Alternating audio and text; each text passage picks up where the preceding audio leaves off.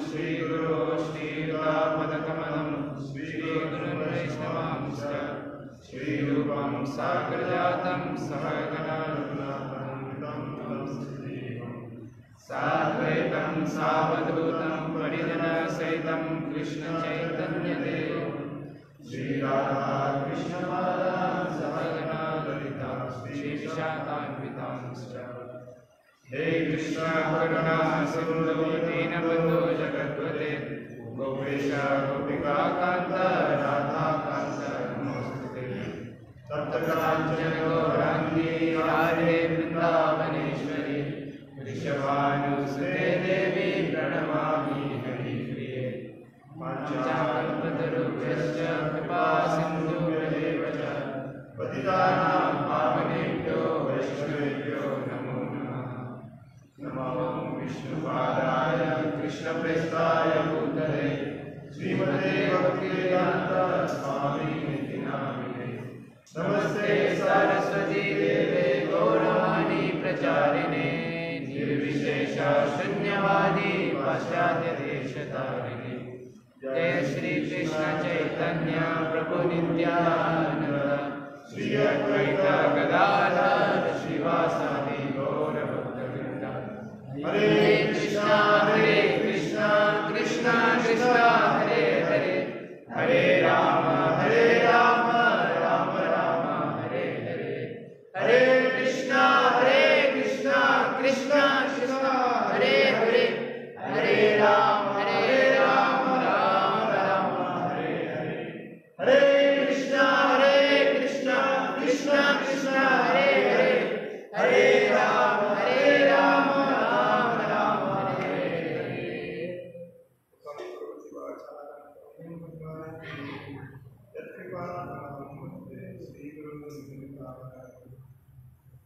हरे कृष्ण।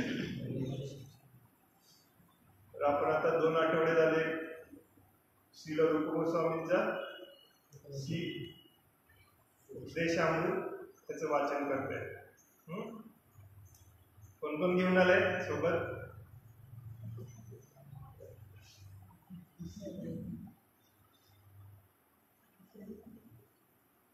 पुस्तक पण विसरायचं नाही आणि सोबत वही पेन पण विसरायचं नाही। 2 श्लोक झालेत आपले। मागच्या वेळी मी सांगत होतो थोडीफार समरी सारांश उपदेशामृताचा। पहिले 4 श्लोक हे खूप महत्त्वाचे आहेत। ऍक्च्युली पुढचे सगळे पण खूपच महत्त्वाचे आहेत, पण जे नवीन भक्त आहेत त्यांच्यासाठी पहिले 4 श्लोक खूप म्हणजे खूप महत्त्वाचे आहेत। त्या 4 श्लोकामध्ये 6 गोष्टी सांगितल्या आहेत। प्रत्येक श्लोकामध्ये 6 गोष्टी सांगितल्या। त्यातला आपला पहिला श्लोक झाला आणि दुसरा श्लोक झाला। तर पहिल्या श्लोकामध्ये कोणत्या 6 गोष्टी सांगितल्यात? कोण सांगू शकते?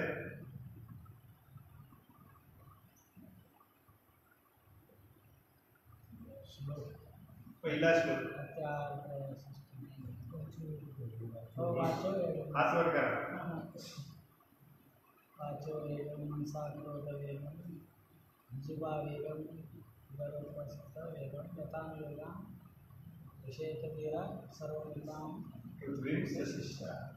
श्रील प्रभुपाद म्हणतात की भक्तीची सुरुवात ही इंद्रियाच्या संयमाने होते, इंद्रियांना कंट्रोल करून होते। तर या श्लोकामध्ये 6 गोष्टी कंट्रोल करायला सांगितले। कोणकोणत्या 6 गोष्टी? मराठीत सांगा, संस्कृत कळत नाही मला। वाचो वेगम म्हणजे काय? बोलण्यावरती, आपल्या बोलण्यावरती आपण कंट्रोल करायचं। कसं कंट्रोल करायचं? जेव्हा पण आपण तोंड उघडू तेव्हा भगवंतांबद्दलच, श्रीकृष्णाबद्दलच बोलायचं। प्रचार पण होईल। 2 नंबर मनाला कंट्रोल करायचं। मनाला कसं कंट्रोल करायचं?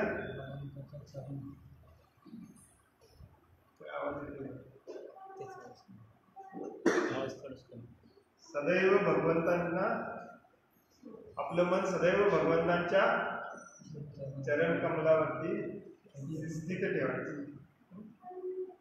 सवय मन कृष्ण पदारविंदयो. खूप छान श्लोक आहे. सवय मन कृष्ण पदारविंदयो वाचांसु वर्णाने वाचांसु वैकुंठ गुणानुवर्णे.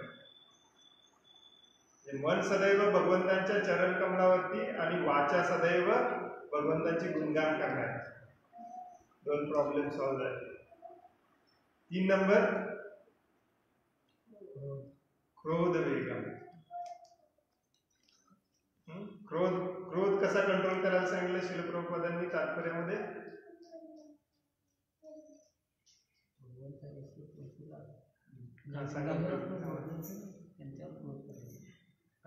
क्रोधाला आपण ऍक्च्युली कंट्रोल करू शकत नाही. श्रील प्रभुपाद काय म्हणतात, आपल्याबद्दल कुणीही किती वाईट बोलू दे, आपल्या कुणीही कितीही अपमान करू दे, त्याच्याबद्दल आपण क्रोधित होऊ नये. पण भगवंतांविषयी किंवा भगवंतांच्या भक्तांविषयी कोणी अपशब्द बोलत असतील, अपमान करत असतील, तर त्यांच्याबद्दल आपण क्रोधाने काय करायचं? आगीसारखं तुटून पडायचं. प्रभूजींच्या लक्षात राहिलं. प्रभुपाद म्हणतात आगीसारखे तुटून पडायचं. वाचो वेगम मनसा क्रोध वेगम. नंतर जिव्हा वेगम. जिभेला कंट्रोल केलं पाहिजे. जिभेला काय वाटतंय, हे खाऊ का ते खाऊ, इकडे जाऊ का तिकडे जाऊ, या हॉटेलात खाऊ त्या हॉटेलात खाऊ. जिभेला कसं कंट्रोल करायचं आपण?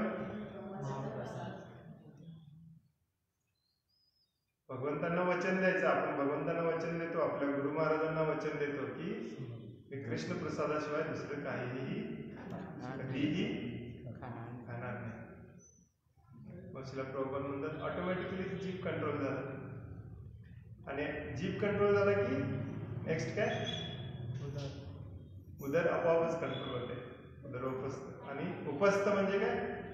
शेवटचं जननेंद्रिय. जननेंद्रियांना कंट्रोल करण्यासाठी शिला प्रभुपादांनी काय सांगितलंय?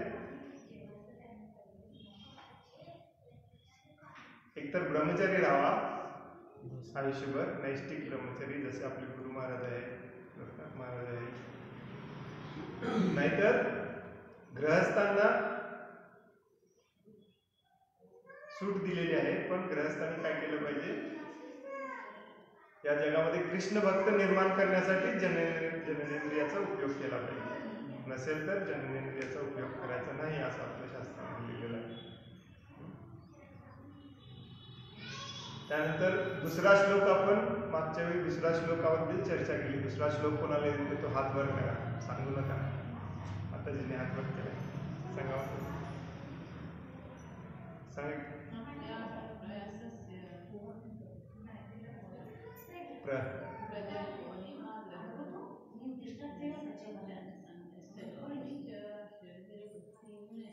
षड्वीर भक्ती विनश्यती. म्हणजे याच्यामुळे भक्तीमध्ये बाधा येते किंवा याच्यामुळे भक्ती नष्ट होते. या 6 गोष्टींमुळे. 6 गोष्टी आपल्याला लक्षात ठेवायच्या आहेत. तर कुठल्या 6 गोष्टी सांगा आता? माताजींनी सांगितलं ते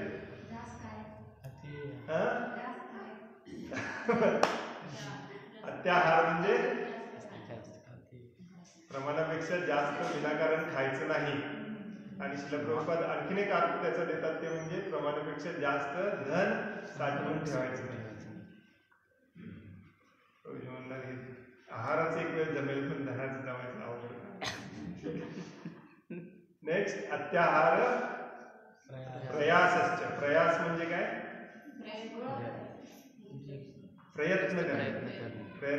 हे कुणाला समजलं नाही असं पण आहे का? लक्षात घ्या. प्रयत्न करणे म्हणजे काय? की ज्या भौतिक गोष्टीसाठी लोक धडपडत असतात, मला हे मिळवायचंय, मला ते मिळवायचंय, आज संध्याकाळपर्यंत तिथे जाऊन यायचंच आहे, याला पण एक प्रकारचा प्रयासच म्हणतात. आपण या असल्या प्रयासामध्ये अडकलो तर भक्तीकडे लक्ष लागत नाही. दिवसभर डोक्यामध्ये तेच असते, त्याला भेटायचंय, त्याला भेटायचंय, त्याला भेटायचंय, त्याला भेटायचंय, फोन करायचा, अरे आज 4ला नाही, आम्ही 5ला तयार असते. आणि हे आपल्या कायम लक्षात असलं पाहिजे. हे मी एकदम सिंपल उदाहरण सांगितलं. कर्मी लोक तर याच्याही पुढे जातात. मी नेहमी उदाहरण देतो, म्हणजे शेजाऱ्याने आपल्या बुलेट घेतला की झालं, आपली झोप गेली. कधी एकदा ऊस जातोय, कधी एकदा बिल येतोय, कधी एकदा बुलेट बुक करतोय. काही नाही. आणि हे लक्षात कसं ठेवायचं याचं एक उदाहरण सांगतो. मागच्या वेळी मी सांगायला विसरलो. मी माझ्या गुरु महाराजांनी आम्ही पंढरपूरवरून आमच्या घरी येत होतो 2019च्या जानेवारीला. तर सुरुवातीला आम्ही आरोड्याला थांबून मग तिथून आमच्या घरी येणार होतो. मग माझे गुरु महाराज प्रत्येक गावागावामध्ये जाऊन सरपंच, उपसरपंच आणि गल्ली बोळातले जे पुढारी असतात त्यांची मुलाखत घेतात की गावात शेती किती लोक करतात, गावात गाई किती आहे, असं जवळजवळ 108 गावांचा डेटा घेऊन त्याच्यावरती रिसर्च करायला लागले माझे गुरु महाराज. तर आमचं काही प्लॅन नव्हतं. मग गुरु महाराज येता येता म्हणाले की जयसिंगपूरच्या शेजारी पाजारी कुठलं गाव आहे का, तिथं जाऊया का आपण. मी म्हटलं ठीक आहे, मी फोन करतो. मग मला एकदम लक्षात आले बंडगर प्रभू आपले शिरडोनचे. त्यांना फोन केला, असं असं आहे, तुम्ही सरपंचाशी वगैरे बोलून बघता का, आम्हाला 1-2 दिवस पाहिजे मुलाखत वगैरे घ्यायला. आणि गावातल्या 40-50 जणांची मुलाखत घ्यायची असते, पेपर वगैरे असतो आमच्या गुरु महाराजांकडे. मग ते हो म्हणले, मी एक अर्धा-पाऊण तासात तुम्हाला फोन करतो, संध्याकाळी फोन करतो. मग मी पण गुरु महाराजांना सांगितलं होऊ शकते, एक गाव तरी आपण करू शकतोय. मग गुरु महाराज म्हणले बाकीचा काय प्लॅन आहे. म्हटलं आमच्या घरी एक प्रोग्राम आहे, इचलकरंजीला एक प्रोग्राम आहे, सनातन कृष्णगिरींच्या प्रभूंच्या घरी एक प्रोग्राम आहे. मग गुरु महाराज म्हणाले मग ह्याच्या सगळ्यात हे 2 दिवस बसवायचे कसे, कारण 2 दिवस पूर्ण जातात इंटरव्ह्यू घ्यायला. मग आणि परत फोनाफोनी सुरू केली आम्ही असं. मधूनच गुरु महाराज म्हटले थांबून. म्हटलं काय झालं. म्हणजे यालाच म्हणायचं प्रयासच. आपण अति प्रयास करतोय, कॅन्सल करावं. आपण रूप गोस्वामींचं ऐकलं पाहिजे. तर असं आपण लक्षात ठेवलं पाहिजे की कोणतीही चुकीची गोष्ट करताना हे कशासाठी वाचतोय आपण रोज, याप्रमाणे वागण्यासाठी, बरोबर आहे ना. तर कोणतीही गोष्ट करताना आपल्याला लगेच लक्षात आलं पाहिजे. 2 प्रभूजी माताजी बोलत मंदिरामध्ये भेटले आरोग्यामध्ये, अरे तुम्ही पण आलाय, कधी आलाय, काय, हा कसा आहे, पीक पाणी कसं आहे, असं तसं बोलत बोलत बोलत बसले की आपण जाऊन त्यांना सांगितलं पाहिजे प्रजल्प करू नका, चला बास. तेवढ्यासाठी आपण हे वाचतोय. नाहीतर मग काय उपयोग नाही. श्लोक पाठ करायचा,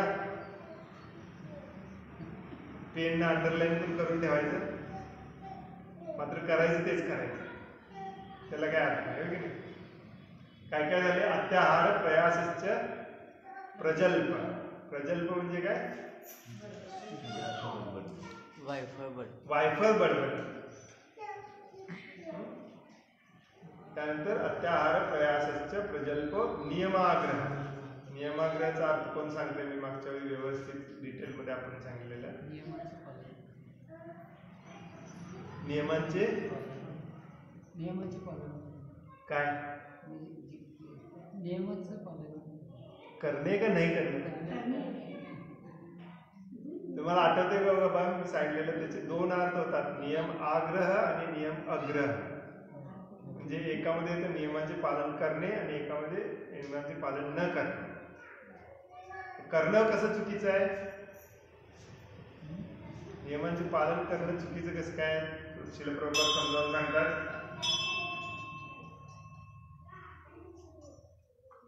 की उगी शास्त्रात दिलंय, भक्तांनी सांगितलंय म्हणून नियमाचं पालन करायचं, त्याच्या मागे काय हेतू आहे तो जाणून घ्यायचा नाही. किंवा मेकॅनिकली आपण उगी पाळायचं म्हणून तो नियम पाळायचा.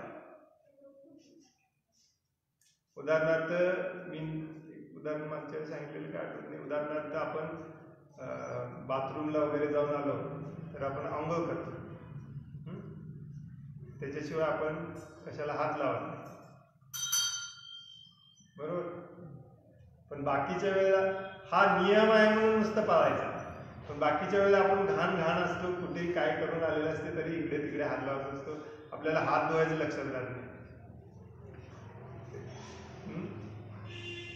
त्यानंतर हे जे 4 नियम श्रील प्रभुपादांनी सांगितले, कोणकोणते 4 नियम सांगतात इस्कॉन मध्ये. मांसाहार न करणे, नशापान न करणे, जुगार खेळायचं नाही आणि व्यभिचार किंवा परस्त्री बरोबर संबंध ठेवायचे नाही. तर या 4 नियमांचं पालन देखील आपण सगळेजण करतो. बरोबर आहे? सगळे करतात. पण नुसतं शरीराच्या लेवलला किंवा इंद्रियाच्या लेवलला या 4 नियमांचं पालन करायचं नाहीये. हळूहळू या 4 नियमांचा अर्थ समजावून घेऊन त्याच्या आपल्याला डीप मध्ये जायचं. बऱ्याचदा मी सांगितलं, तुम्हाला लक्षात आहे की माहिती नाही, मांसाहार न करण्यामागे कुठला धर्माचा एक आधारस्तंभ आहे, तो म्हणजे दया. नशापान न करण्यामागे तप किंवा मनाचा संयम, जुगार न खेळण्यामागे सत्य, आणि व्यभिचार किंवा असं वाईट संबंध ठेवण्यामागे कोणता आहे? शौच. तर हे धर्माचे 4 आधारस्तंभ आहेत: दया, सत्य, तप आणि शौच. तर मांसाहार तर जवळजवळ सगळेच करत नाही. इस्कॉनमध्ये काही जण 15 वर्ष आहेत, 20 वर्ष आहेत, भगवे वस्त्र धारण केले, कोणीच मांसाहार करत नाही, कधीच केलं नाही. छाती ठोकपणे आपण सांगू शकतो मांसाहार कधीच केले नाही. काय असे आहेत जन्मापासून कधीच केले नाही. पण याचा अर्थ असा होतो का त्यांच्या मनामध्ये सदैव दया आहे सगळ्यांच्यासाठी, सगळ्या जीवासाठी, सगळ्या डिवोटींसाठी, सगळ्या प्राणी मात्रांसाठी? तर मांसाहार न करण्यामागे तो गुण आपल्यामध्ये आणण्याचा उद्देश आहे. तर तो नियम का पाळतोय आपण, त्याचा विचार करून तर आपण नियम पाळतो. अत्याहार प्रयासश्च प्रजल्पो नियमाग्रह जनसंघश्च. म्हणजे काय? जनसंघ, लोकांचा संघ. कसल्या लोकांचा संघ करायचा नाही आपण? अभक्तांचा. असत संघ त्यागे येई वैष्णवाचार. चैतन्य महाप्रभू म्हणतात, अत्याहार प्रयासश्च प्रजल्पो नियमाग्रह जनसंघश्च लौल्यम्श्च. लौल्यम म्हणजे काय? अति लोभ. अति लोभ झाला की काय होतं? बाकी सगळे अनर्थ आपोआप येतात. काम, क्रोध. अति लोभ असला की झालं नाही की मग क्रोध येतो, मद, मोह, माया, मत्सर. त्याच्याकडे जास्त असेल, मायाकडे नाही, मत्सर येतो. सगळेच येतात, एकमेकांची भाऊ बहिणीच आहेत. तर मागच्या वेळी हे 6 झाले. मागच्या वेळी मी एक तुम्हाला सांगितलेलं की तुम्ही तुमच्या आयुष्यामध्ये या 6 पैकी कुठलंही एक कसं प्रयत्न करणार कमी करायला किंवा बंद करायला, हे लिहून द्या मला किंवा सांगा म्हणून सांगितलेलं. कोण तर कोणाकोणाच्याकडे तयार आहे ते? कोण विचार करून आले? प्रभूजी आले ते सांगा. जनसंघ. प्रभू जनसंघ सगळ्यात डेंजरस.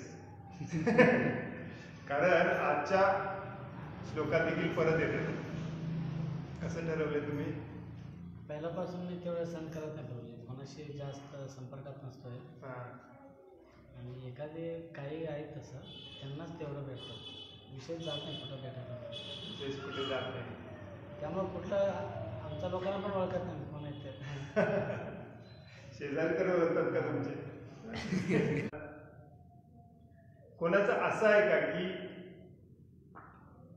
मी याच्यामध्ये आता बसतोय, म्हणजे आता माझं सध्या माझं जनसंघ जास्त आहे, किंवा सध्या मी अत्याहार जास्त करतोय, किंवा सध्या मी एखाद्या गोष्टीचा प्रयास जास्त करतोय आणि तो मला कमी करायचा आहे, असं कोण आहे? प्रभू सांगा. आम्ही जास्त केलं त्यातला तर कमी केलेला प्रयास. हे खरोखर उदाहरण आहे बरं का. प्रभूजी शेतकरी आहे आणि स्वतःची शेती सोडून बाहेरची 9-10 एकर काहीतरी शेती करायची, आणि जसजसं ते कृष्ण भक्तीमध्ये आले, जसजसं प्रवचन ऐकायला लागले, तेव्हापासून त्यांना ते नको वाटायला लागलं. तेव्हापासून तुम्हाला वेळ किती मिळतो सत्संगसाठी, भजन कीर्तनसाठी, हो की नाही? हे कशामध्ये येते? प्रयासमध्ये पण येते, अत्याहारमध्ये पण येते, लोभामध्ये पण येते. एका वेळी एक बाण 4 पक्षी. आणखीन कोणाला काय माताजींमध्ये हरिबोल.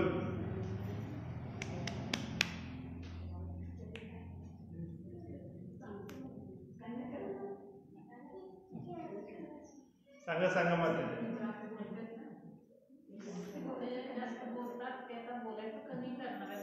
हा माताजी तुमचं नाव काय? रेखा माताजी. तर माताजींनी ही प्रतिज्ञा केली आहे आज इथं, संकल्प घेतलाय, तर बाकीच्यांनी त्यांच्यावरती लक्ष ठेवा. असंच आपण एकमेकाला मदत करायचं भक्तीमध्ये पुढे जायला, बरोबर.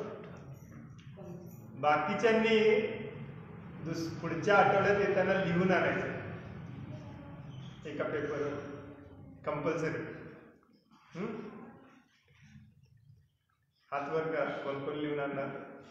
सगळेजण, हे 3 जण सोडले. तुम्ही आज सांगितलं नाही म्हणून नेक्स्ट टाइम लिहून आणायची पनिशमेंट तुम्हाला. ठीक आहे. आता 3ऱ्या श्लोकाकडे जाऊया आपण. 3ऱ्या श्लोकामध्ये देखील 6 गोष्टी सांगितल्या. तर आतापर्यंत भक्तीमध्ये काय करायचं नाही ते सांगितलं, किंवा काय केल्याने भक्तीमध्ये प्रॉब्लेम येतो ते सांगितलं. आता इथून पुढचे 2 श्लोक श्रील रूप गोस्वामी काय करायचं ते सांगितलं. 3रा श्लोक वाचूया आपण. कोणाकोणाकडे आहे ते एकमेकांना शेअर करा थोडंसं. रिपीट करा माझ्या मागे. उत्साह निश्चया धैर्यात्, उत्साह निश्चया धैर्यात्, तत्तत्कर्म प्रवर्तनात्, तत्तत्कर्म प्रवर्तनात्, संगत्यागात् सतो वृत्ते, संगत्यागात् सतो वृत्ते, षड्भिर्भक्ति प्रसिद्ध्यति, षड्भिर्भक्ति प्रसिद्ध्यति. उत्साह निश्चया धैर्यात्, उत्साह निश्चया धैर्यात्, तत्तत्कर्म प्रवर्तनात्, तत्तत्कर्म प्रवर्तनात्, संगत्यागात् सतो वृत्ते, संगत्यागात् कर्म प्रवर्तनात्, तत्तत्कर्म प्रवर्तनात्, संगत्यागात् सतो वृत्ते, संगत्यागात् सतो वृत्ते, षड्भिर्भक्ति प्रसिद्ध्यति, षड्भिर्भक्ति प्रसिद्ध्यति.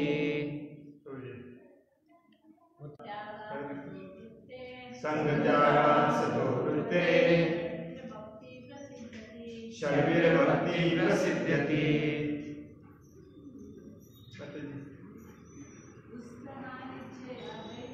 उत्साह निश्चया धैर्यात्, तत्तत्कर्म प्रवर्तनात्, संगत्यागात् सतो वृत्ते, षड्भिर्भक्ति प्रसिद्ध्यति. आणखीन कोणी? आणखीन एक माताजी.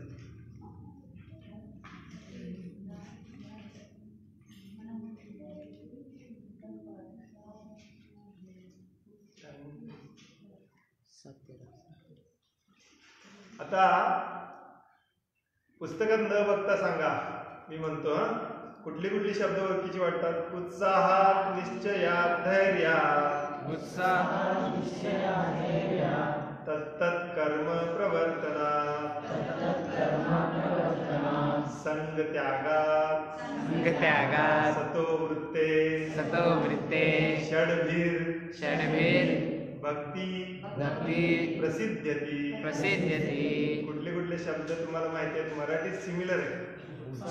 उत्साह, निश्चया धैर्य, तत्तत्कर्म प्रवर्तनात्, म्हणजे ज्या नियम आपल्याला सांगितले आहेत त्या नियमाचे काटेकोरपणे पालन करणे. संगत्याग, वाईट संघाचा त्याग करणे. आणि सतोवृत्ते म्हणजे जे सत्याच्या मार्गावर आहेत त्यांच्या मागोमाग आपण त्यांच्या काय करायचं? अनुसरण करणे. श्रील प्रभुपाद इथे लिहितात आचार्यांच्या पूर्व आचार्यांच्या पदचिन्हांचे अनुसरण करणे.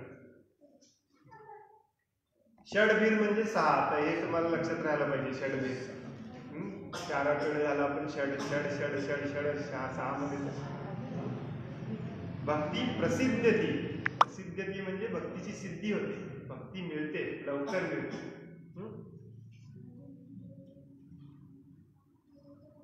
तर उत्साहात म्हणजे काय?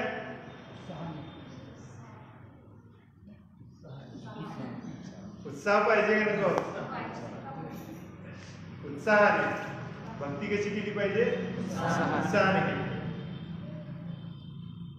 भक्तीच नाही, कोणतीही गोष्ट असते कशी केली पाहिजे? आपण उत्साहाने केली पाहिजे. नाहीतर काय, कालच मी आणि प्रभूजी आपल्या स्वास्थ्य म्हणजे काय ऐकत बसलो होतो. Doctor B.M. हेगडेंचं लेक्चर. Doctor B.M. हेगडे सांगत होते की स्वास्थ्य, आपलं शरीर स्वस्थ आहे म्हणजे काय? आपल्याला कोणता आजार नाही. ते म्हणत होते की ही व्याख्या चुकीची आहे. ते म्हणाले की रोज सकाळी उठून आपण आपल्याला विचारायचं की आज कामाला जायला मला उत्साह आहे का? आणि दुसरा प्रश्न विचारायचे म्हटले, आज दुसऱ्यांना मदत करायला माझ्यामध्ये उत्साह आहे का? म्हणजे काय? दुसऱ्यांसाठी माझ्या मनामध्ये दया आहे का? या 2 गोष्टी तुमच्यामध्ये असतील, या 2 गोष्टींसाठी तुमच्या मनामध्ये उत्साह असेल तर तुम्ही स्वस्थ आहात, तुम्हाला कुठलाही आजार झाला नाही. आणि हे त्यांनी मेडिकली देखील प्रूव्ह केले. ज्याच्या मनामध्ये चांगले विचार असतात त्याला आजार कमी होतात. कुठलीही गोष्ट असते, उत्साह पाहिजे. बरोबर आहे की नाही? तुम्हाला जर उद्या सांगितलं की या ठिकाणी जाऊन हे एवढं केला तर 1 लाख रुपये मिळणार आहेत, कसा उत्साह येतोय ना? सकाळी उठल्यापासून रात्रीपासूनच उत्साह. कधी एकदा गाडी असू दे नसू दे, मिळाले नाही तरी चालेल. तर तसा उत्साह आपल्यामध्ये जप करण्यासाठी आला पाहिजे, भक्तांची सेवा करण्यासाठी आला पाहिजे, भगवंतांची सेवा करण्यासाठी आला पाहिजे. भगवंतांची सेवा आपण डायरेक्टली करू शकत नाही. भगवंत म्हणतात तुम्हाला माझी सेवा करायची असेल तर आधी माझ्या भक्तांची सेवा करा. तर भक्त घरी येणार असतील आपल्या तर काय करायचं आपण? प्रभूजी काम होतंय, आजच प्रभूजी येणार.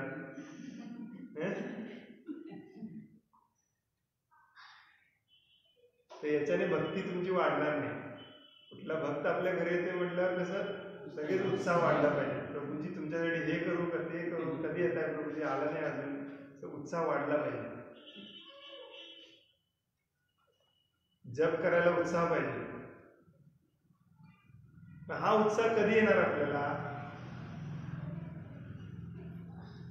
ज्या गोष्टीसाठी आपण जे करतोय ती आपल्या फायद्याची आहे हे कळाल्यावरच येणार. नसेल तर कशाला उत्साह येईल? विनाकारण कोण तांगड्या तोडत बसणार होय? मग आता माझा तुमचा सगळ्यांना प्रश्न आहे, हा कशासाठी उत्साह निर्माण करतोय आपण? भक्तीसाठी. बरोबर? तर भक्तीमध्ये आपल्याला असं काय मिळणार आहे? म्हणून एवढ्या उत्साहानं आपण जप करायचा, एवढ्या उत्साहानं आपण भक्तांची सेवा करायची, एवढ्या उत्साहानं आपण सत्संगाला यायचं.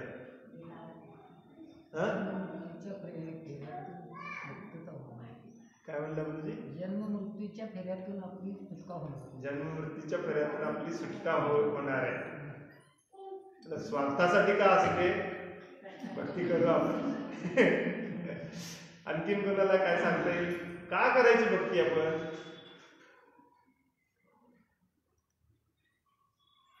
जीवनाचा उद्देश काय आहे म्हणून सांगतात आपल्याला?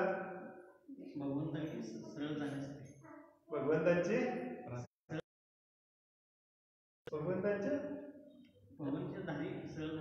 भगवंतांच्या धामात सरळ जाण्यासाठी. आणखीन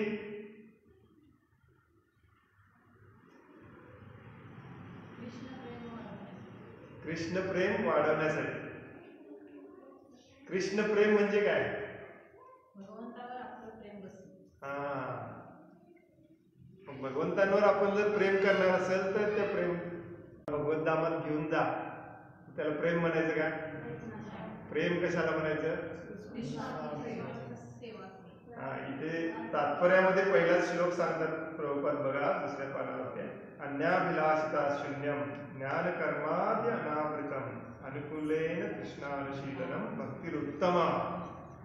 उत्तम भक्ती कशाला म्हणायचं? भगवान श्रीकृष्णाची उत्तम भक्तिमय सेवा किंवा विशुद्ध भक्ती म्हणजे भगवंतांना अनुकूल अशी भक्तिमय सेवा करणे. भगवंतांची सेवा करणार म्हटल्यावर भगवंतांना अनुकूल असं पाहिजे. आपल्याला अनुकूल म्हणून चालेल काय?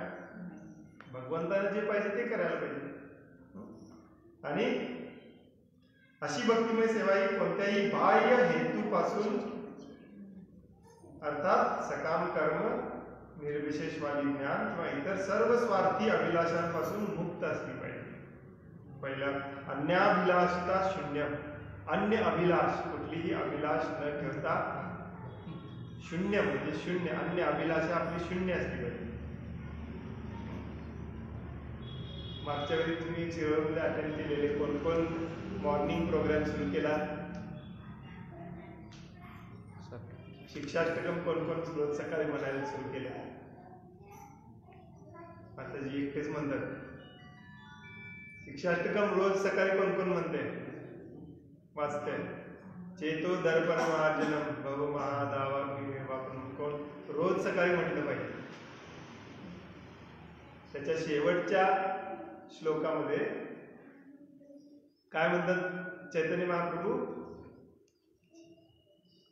आश्लिष्यवा पादत्ताम विनष्टुमा अदर्शनां सर्वतां करोतु वा यथा तथा वा विदधातिरमुक्तो मत्प्राणानां नापरता. भगवंत आता मी तुमचा आहे, तुम्ही मला मारा तुडवा काय करायचं ते करा. मी इथं राहू दे किंवा नरकात जाऊ दे कुठेही जाऊ दे, पण माझ्या मनातून तुमची भक्ती घालू नका, माझ्या मनातून तुमचं प्रेम घालू नका. ही आपली शेवटची स्टेज आहे. तर तिथं पोचायचं आहे, त्यामुळे खडतर प्रयत्न करायचे का? त्याच्यासाठी उत्साह पाहिजे का नाही? रोज सकाळी उठून उत्साहाने जप करायला पाहिजे. पण आपली अवस्था काय झाली? तुम्ही बोलता कधी फोनवरती काय काय प्रभूजी जप झाले का आजचे? बोलता का एकमेकांशी? विचारायला पाहिजे एकमेकांना. नाही हो प्रभूजी सकाळपासून ह्याच्यातच आहे, अजून 6 राहिलेत बघा राहून, कसं तरी करून पूर्ण करणार झोपण्यापूर्वी. याला उत्साह म्हणायचा का?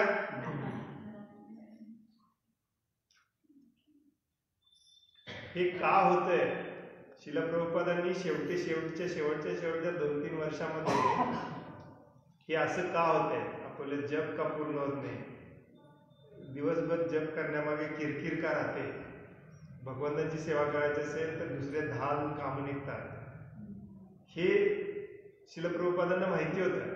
म्हणून शेवटचे 2-3 वर्ष शिला प्रभुपाद पूर्णपणे फार्मिंग शेती याच्यावरती भर दिला. पाश्चात्य देशातल्या भक्तांना अगदी भक्ती समजावून सांगितली, त्यांना जप करायला लावला, त्यांना धोती घालायला सांगितली, साडी नेसायला लावली, भारतात आणलं, भारतातली संस्कृती त्यांना दाखवली. त्यानंतर म्हटले आता तुम्ही शहरात राहायचं बंद करा, शहरी वातावरणातले जॉब करायचे बंद करा, इंडस्ट्री बंद करा आणि तुम्ही शेतीमध्ये. कारण शेतीमध्ये आपल्या मूलभूत गरजा पूर्ण झाल्या. काय असते?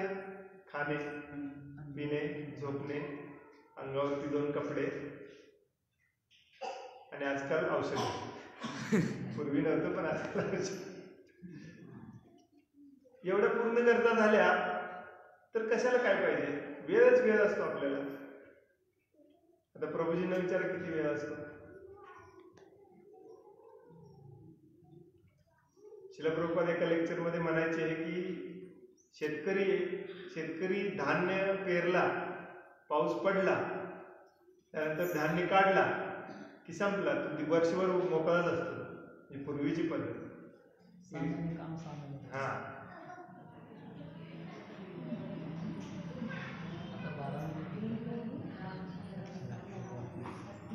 मग आपला सगळा वेळ आता सध्या कशात जातोय?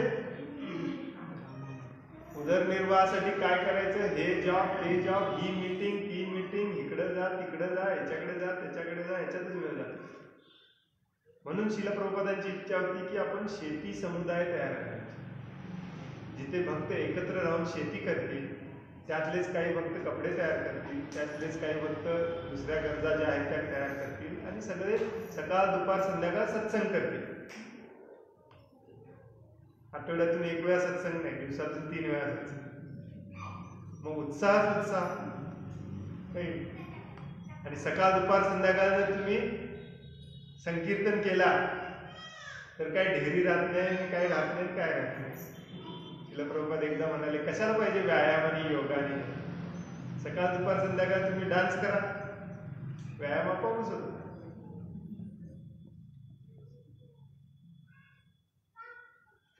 तर आपण लक्षात आपलं श्रील प्रभुपादांनी सांगण्याचं हे उद्देश होतं की आपण चुकीच्या मार्गाने चाललोय. आणि आताचे जे ह्या इंडस्ट्रीज आहेत, त्या इंडस्ट्रीमधले जे जॉब्स आहेत, इव्हन सॉफ्टवेअर इंजिनिअरिंग जॉब देखील, ज्याला सगळ्यात चांगलं म्हटलं जातं आजकाल, हे सगळं उग्र कर्म आहे, सगळं पाप कर्म आहे. कारण का माहितीये, एक शेती सोडली आणि शेतीवर आधारित सगळ्या व्यवसाय सोडले तर दुसरे सगळे व्यवसाय हे पृथ्वी मातेच्या किंवा दुसऱ्या कोणाच्या तरी शोषण केल्यामुळेच होतात, त्याच्याशिवाय होत नाही. तुम्ही कुठल्याही इंडस्ट्रियलिस्टला जाऊन विचारा, तो पाणी कुठून घेऊन येतो, घाण झालेलं पाणी सोडतो कुठे, तुमच्या लक्षात येईल किती अघोरी पाप करावं लागेल ते सगळे. तर या सगळ्यातून बाहेर पडून शेतात जाऊन राहण्यामागे 2 उद्देश आहेत. एक म्हणजे आपलं पाप कर्म बंद करणे, आणि दुसरं म्हणजे आपल्याला वेळ मिळायला पाहिजे ना, जप करायला, भजन करायला, भक्तांना भेटायला. तो वेळच वेळ मिळतो त्याच्यामध्ये. आलं काय लक्षात? तर त्याच्यासाठी आपण प्रयत्न केले पाहिजे. आणि आता कृष्ण प्रेम दुसऱ्या नंबरवर गेला. दुसरं काय आहे? उत्साहात निश्चया. निश्चय म्हणजे काय? दृढ निश्चय म्हणजे काय? मी हे करणारच. काय करणारच? हरे कृष्ण कृष्ण कृष्ण हरे हरे, हरे राम राम राम हरे हरे. असं 108 वेळा गुणिले 16. तर दृढ निश्चयासाठी सगळ्यात मोठं उदाहरण आहे आपल्या डोळ्यासमोर. ते म्हणजे कुणाचं माहितीये? आपले जे नामाचार्य आहेत, काय नाव त्यांचं? हरिदास ठाकूर. किती वेळा जप करायचे ते? 192 माळा करायचे. आणि किती अडथळे आले त्यांच्या या जपामध्ये. परवा मी लेक्चर आज पण ऐकत होतो सकाळी. परमपूज्य भक्ती विकास महाराज हरिदास ठाकूरांच्या या दृढ निश्चयावरती 1 तास बोलले. तर त्याचं टायटल त्यांनी, शीर्षक त्या प्रवचनाचं दिलंय की एका मुस्लिम माणसाकडून हा दृढ निश्चय आपल्याला शिकण्यासारखा आहे. हरिदास ठाकूर हे ओरिजिनल मुस्लिम होते. त्यांनी जेव्हा असा जप करायला लागला तेव्हा त्यांच्या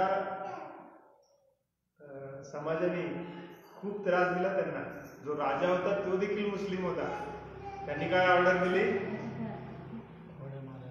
त्यांना किती मार्केटमध्ये नेऊन खवडे मारा? 22 मार्केटमध्ये जाऊन मारा. ऍक्च्युली आपल्याला एका मार्केटमध्ये जरी मारलं तरी बास आहे. होय ना?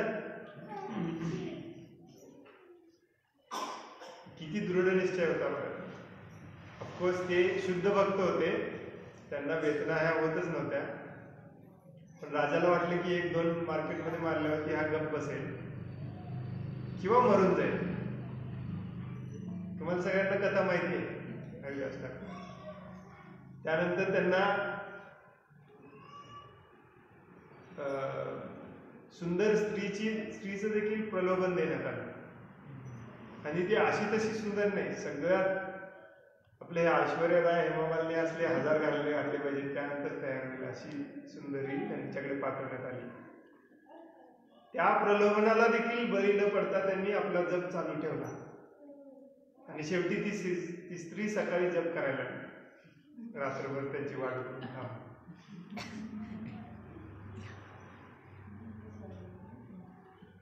तर निश्चयाचा अर्थ काय आहे की आपल्याला देखील असे खूप सारे अडथळे येणार आहेत. आज इकडे जायचंय, आज तिकडे जायचंय, आज हे करायचंय, आज ते करायचंय. प्रभूजी म्हणत बरोबर आहे प्रभूजी तुमचं सगळं खरं. लहानपणीचे मित्र आहेत लोक, नाही म्हणता येत नाही. खूप जुने कस्टमर आहेत.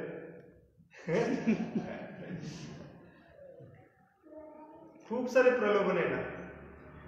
हे तर साधे प्रलोभन झाले, आपल्याला हे देखील प्रलोभन येणार. त्याच्यामध्ये पैसा जास्त आहे, त्याच्यामध्ये पैसा जास्त आहे, हे केलं तर तुमचा हा फायदा होईल, ते केलं तर तुमचा हा फायदा होईल. माया ही आपल्याला पकडायलाच बसले. श्लोक कुठला तो? भोग वांछा करे. भगवंतांची आपण पाठ फिरवली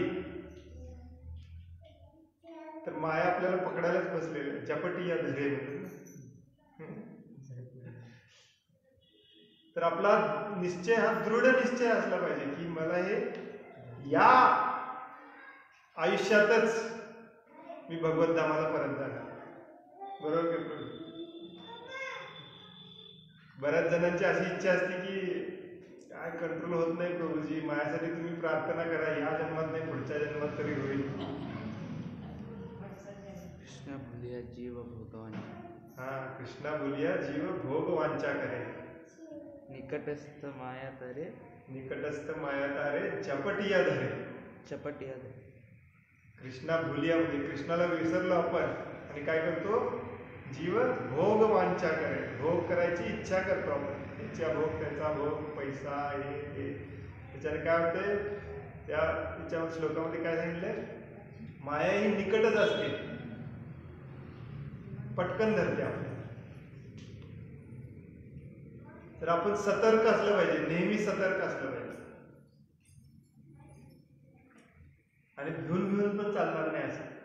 असं भिवून जायचं नसेल तर आपण हरिदास ठाकूरांच्या सारखं दृढ निश्चयाने जप केला पाहिजे, सत्संगला आलं पाहिजे, भक्तांशी चांगलं वागलं पाहिजे. भक्तांच्यातला जो संबंध असतो तो 4थ्या श्लोकामध्ये येणार आहे, तेव्हा आपण बोलूया त्याच्यावरती डिटेलमध्ये. चैतन्य भागवत मध्ये एक श्लोक आहे, असं त्यांना ऐकत होते, लक्षात ठेवायचा मी प्रयत्न केला पण लक्षात राहते का बोलूया. हरिदास ठाकूर म्हणायचे की माझ्या शरीराचे तुम्ही तुकडे तुकडे करून टाका, माझा प्राण गेला तरी चालेल, पण मी हरिनाम घ्यायचं थांबणार नाही. हा आपला दृढ निश्चय असा असला पाहिजे. आणि याला आपल्या निश्चयापासून बाजूला ओढायला कोण कारणीभूत असते?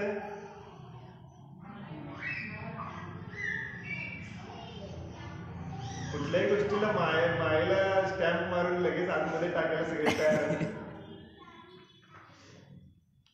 आपले स्वतःचे अनर्थ. माया फक्त पकडायला बसली, पण पकडू देते कोण? आपण स्वतःच. आपल्याला इथे यायची देखील गरज नव्हती भौतिक जगतामध्ये, पण आपण का आलो? मायाने ढकललं का आपल्याला इथे? आपली स्वतःची इच्छा होती म्हणून आपण.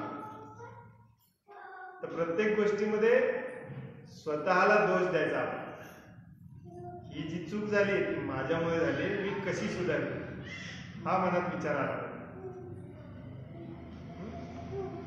3 नंबर काय? उत्साहात, निश्चयात, धैर्य. त्याचा अर्थ काय? धैर्य म्हणजे काय? धीरज. धीरज. तो धैर्य वेगळा. हा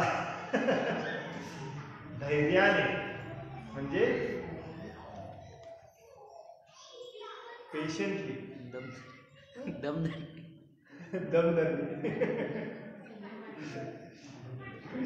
शेतात राहून शेतातल्यांची भाषा बघायला दमधर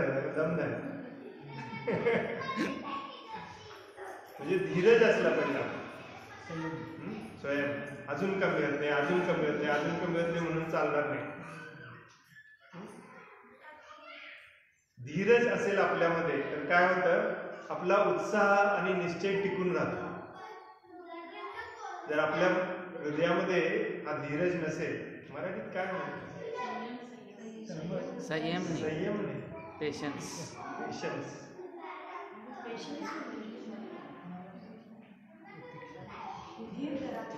हा धीर धरणे ज्याला आपण म्हणतो. म्हणजे उदाहरणार्थ सांगायचं तर आता आम्ही प्रत्येक आठवड्याला एकदा तरी किंवा आठवड्यातून 2 वेळा असं राधानगरी, रत्नागिरी, सिंधुदुर्ग जागा बघायला फिरायला जाते. सकाळी पहाटे 5:30ला निघते, रात्री कधी 10 होतात, 11, 12, काल 12:30ला पोचलो, काल परवा दिवशी. पण बऱ्याचदा 3 वेळा तरी असं झालं की एकही जागा आम्हाला पसंत पडली नाही, पण नुसतेच फिरून आलो. मग येताना आमची हीच चर्चा चालू असते, काय प्रभूजी कधी होणार, काय कसं व्हायला लागले, मिळत का नाही, असे विचार मनात न येणे म्हणजे. मग 2 दिवसांनी उठून परत उत्साह कसा येणार? खाली पडलेल्याला जर परत उभं करायचं असेल तर हा धीरज असणे खूप महत्वाचं आहे, हा संयम असणे खूप महत्वाचं आहे. नाहीतर एक जण भक्त येऊन विचारतात, प्रभूजी 1 वर्ष झालं 16 माळा जप करतोय, अजून मला भक्ती मिळेल, अजून मला कृष्ण दिसले नाही.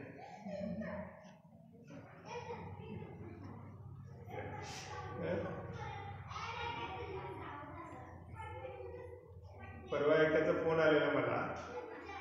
ते म्हणाले की म्हणजे ते भक्तीमध्ये नाहीत, वेगळीकडे आहेत, वेगळ्याच संप्रदायामध्ये आहेत ते, हरिओम वगैरे काहीतरी म्हणतात, त्या नंदा माता कोकणामध्ये आहेत. त्यांना माहिती आहे की मी इस्कॉनमध्ये असतोय, हरे कृष्ण वगैरे करतोय. तर त्यांनी मला फोन केला, म्हणाले की माझी एक मैत्रीण आहे केरळमध्ये आणि लहानपणापासून ती कृष्ण भक्त आहे. मी म्हटलं होय, काय नाव आहे त्यांचं, दीक्षा वगैरे झाली काय? नाही म्हणजे ती इस्कॉनमध्ये नाही, पण ती कृष्ण भक्त आहे. भगवद्गीता वगैरे बऱ्याचदा वाचून झाली त्यांची, पण आता एक 50शी उलटली त्यांची आणि आता वेड्यासारखे वागायला लागले. तुमचा जरा सल्ला पाहिजे. मी म्हटलं काय झालंय, काय वेड्यासारखे वागतात म्हणजे नेमकं काय करतात? तर त्यांना आता मृत्यूची भीती वाटायला लागली आहे आणि ते असे वेड्यासारखे बडबडतात सकाळपासून की मला भगवंत का दिसले नाही, मला कृष्ण दिसल्याशिवाय मी मरणार नाही, मला कृष्ण माझ्या समोर काय येत नाही, असं त्यांचा प्रश्न. काय करायचं? मी प्रश्न विचारायला लागलो, कोणती भगवद्गीता वाचली त्यांनी? श्रीमद भागवतम वाचले का?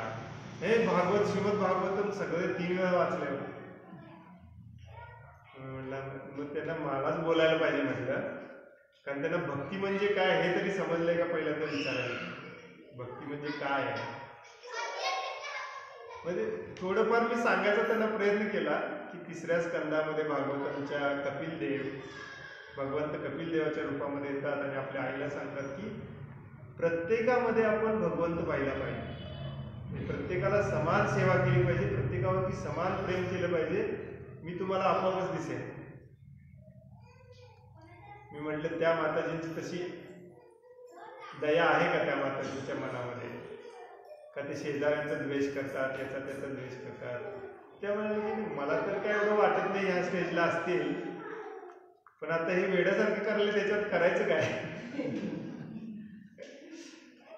मी त्यांना म्हटलं माझा फोन नंबर द्या, त्यांना माझ्याशी बोलायला सांगा, मग मी त्यांना तिथल्या इस्कॉनमध्ये वगैरे जायला सांगतो आणि सिस्टमॅटिकली त्यांना हे समजावून घेतलं पाहिजे, उत्साहाने जप केला पाहिजे, दृढनिश्चय असला पाहिजे आणि तत्तत् कर्म प्रवर्तना जे काही नियम आहेत, बंधनं आहेत त्याप्रमाणे वागलं पाहिजे.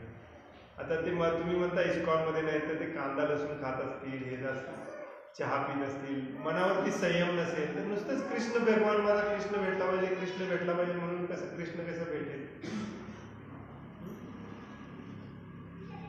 आणि दुसरी गोष्ट म्हणजे आता तुम्ही म्हणाल की प्रभूजी आता त्यांचे तर अनर्थ निवृत्ती झाली नसेल, पण मी तर सगळं बंद केलंय, मनामध्ये वाईट भाव देखील आणत नाही कधी, सगळ्यांवरती समान प्रेम करायचा देखील प्रयत्न करतोय किंवा करतोय समजा, तरीही मला भगवंत का दिसत नाही. बरोबर आहे. तर त्याच्यासाठी देखील भगवंत म्हणतात की त्याच्यासाठी काही तुमचं पूर्वजन्मातलं पाप असेल किंवा इस्कॉनमध्ये यायच्या आधी तुम्ही काय पाप केलंय काय माहिती, कुणाला काय केलंय ते असतील, ते भोगल्याशिवाय तुम्हाला परत जाता येणार नाही. पण हा धीरज म्हणजे काय? पूर्वीचे जे राजे वगैरे होते ते प्रजेच्या सुखासाठी मुद्दामून पाप कर्म करायचे. बऱ्याच अशा कथा आहेत. युधिष्ठिर महाराज म्हणायचे, याच्याने जर प्रजेची रक्षा होत असेल तर मी हे करतो, त्याच्यासाठी काय मला एक 10 जन्म नरकात घालायला लागतील, काही प्रॉब्लेम नाही. म्हणून युधिष्ठिर महाराजांचा किंवा पूर्वीचे जे राजे होते त्या काळातले त्या राजा महाराजांचा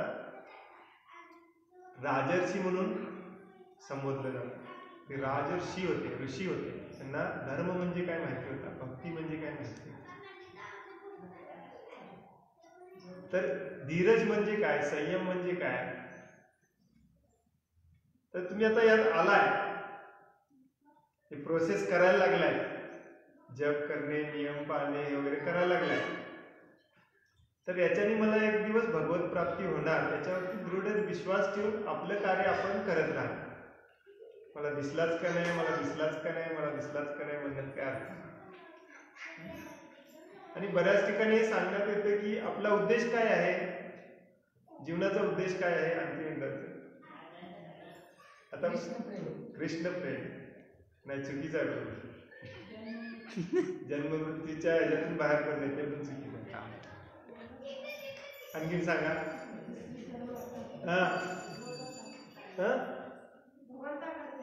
भगवंताकडे जाणे ते पण चुकीचं आहे.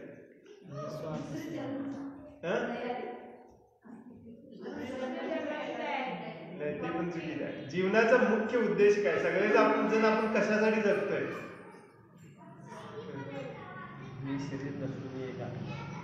नाही, शील रूप गोस्वामी हे भक्तिरसामृत सिंधू मध्ये सांगतात. हे पुस्तक झाल्यावर आपल्याला ते वाचायचं.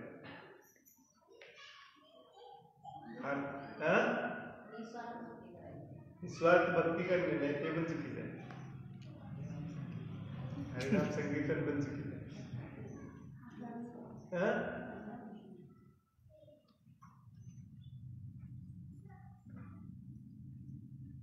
सुखी राहणे, सुखी राहणे, सुखी होण्यासाठी, आनंदी राहणे, आनंदी.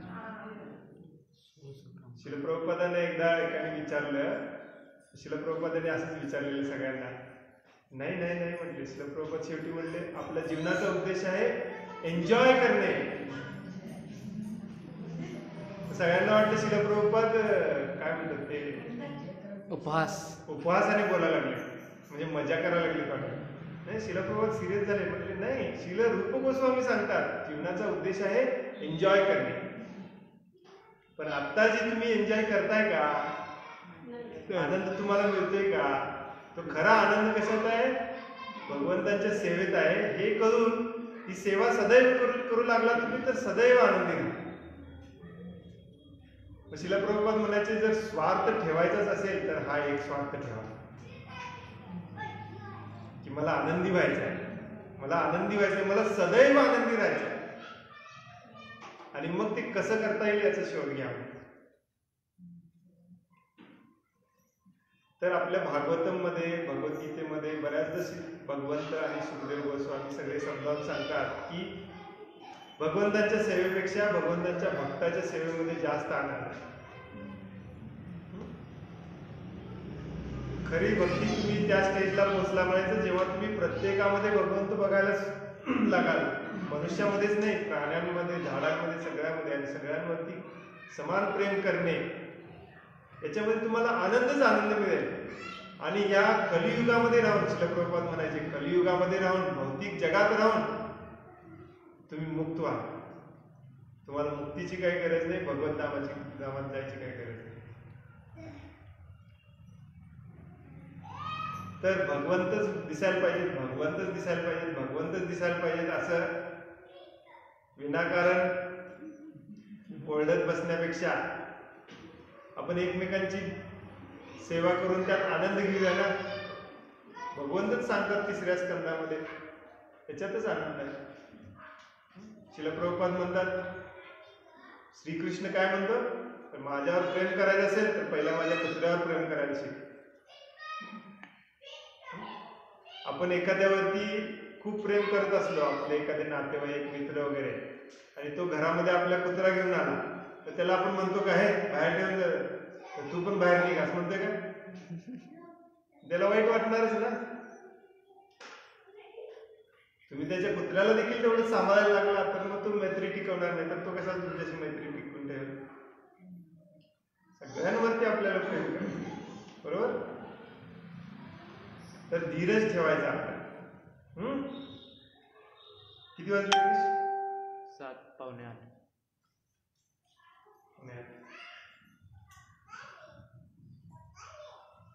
तत्तत् कर्म प्रवर्तनात हे सोपं आहे, जास्त आपण वेळ घालवायला. तत्तत् कर्म प्रवर्तनाचा अर्थ इथे श्रील प्रभुपाद देतात, नियमात्मक तत्वानुसार कार्य करणे. उदाहरणार्थ श्रवणम, कीर्तनम, कृष्णस्मरणम. भक्तिमय सेवेला अनुकूल असणाऱ्या विविध क्रिया. तत्तत् कर्म प्रवर्तनात म्हणजे तत्तत् म्हणजे काय? तत्तचा अर्थ संस्कृतमध्ये काय होतं?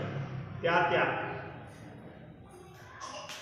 ज्या गोष्टी आपल्याला वरिष्ठांनी सांगितले, आपल्या आचार्य जे आहेत श्रील प्रभुपाद त्यांनी सांगितले की बाबा 4 नियमांचे पालन करायचे, रोज सकाळी उठून मंगलारती करायची, शिक्षाष्टकम म्हणायचं, 10 नामापराध म्हणायचे, त्यानंतर 16 माळा जप करायचा.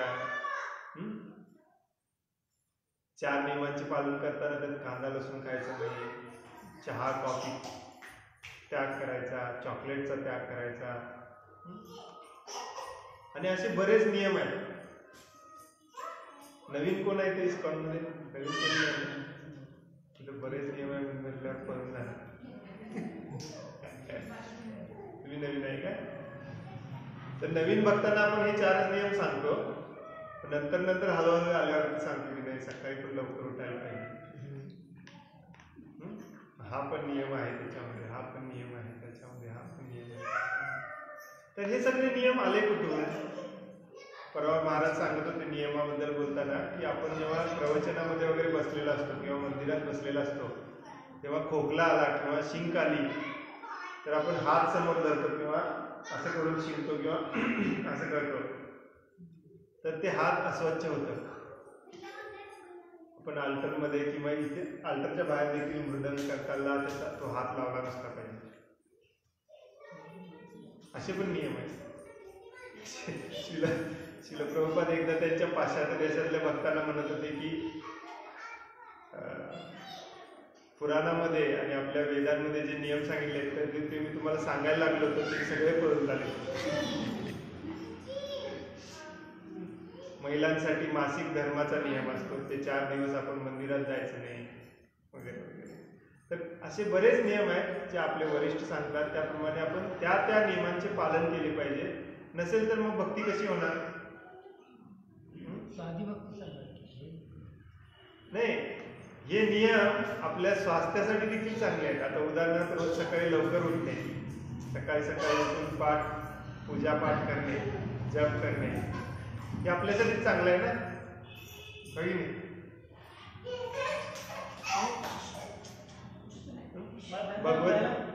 भगवद्गीतेच्या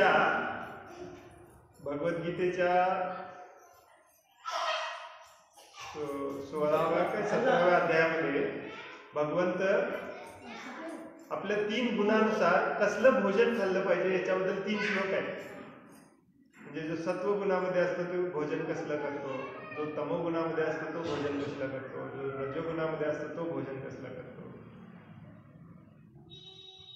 म्हणजे उदाहरणार्थ सांगितले की तमोगुणामध्ये असणारे लोक कसे भोजन करतात, जास्त तिखट, जास्त खारट, जास्त तेलकट, मांसाहार तमोगुणामध्ये शिळं अन्न नाही, जास्त तिखट जास्त खारट वगैरे हे तमोगुणामध्ये जे असतात ते शिळं अन्न, काल शिजवलेलं अन्न, मांसाहार, दारू, म्हणजे ज्याच्यामुळे आळस प्रमाद वाढतो. आणि रजोगुणामध्ये असलेले कसे खातात, जास्त तिखट, जास्त खारट, आंबट, जास्त आंबट, म्हणजे ज्याच्यामुळे आपला रजोगुण वाढतो. कांदा लसूण त्याच्यासाठीच खायचं नाही. असे हळूहळू एक एक नियम आपल्याला भक्तांकडून ऐकायला यायला लागले तर आपण घाबरायचं नाही. तसं तुम्ही जसं घाबरलं तसं आपल्याला उलट बरं वाटलं पाहिजे. तुम्ही त्या भक्तांना विचारा की हे असं का करायचं. बरेच लोकांना हाच सगळ्यांना इस्कॉन मध्ये आल्यावरती नवीन ह्या प्रश्न पडलेला असतो, कांदा लसूण का बंद करायचं. कांदा लसूण वरती एवढं बसलेलं असतंय ना,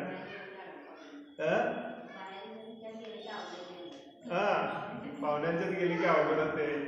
चहा का बंद करायचा नेक्स्ट क्वेश्चन असतो. म्हणजे प्रभूजी होते ते म्हणायचे चहा बंद करा म्हणून सांगणे लोकांना अपराध झाला आहे.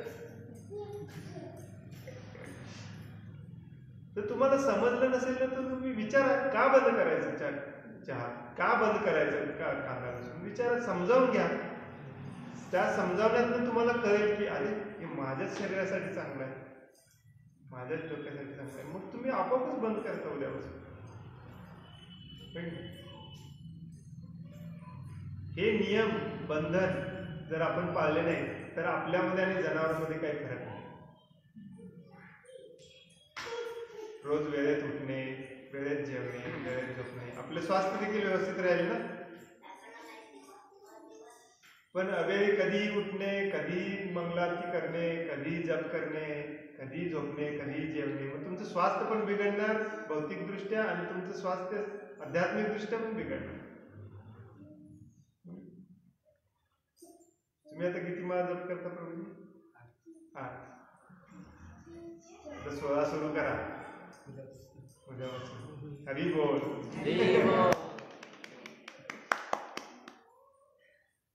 कांदा लसूण वगैरे सगळं बंद केलं, कोणच खात नाही. चहा कॉफी बंद केली.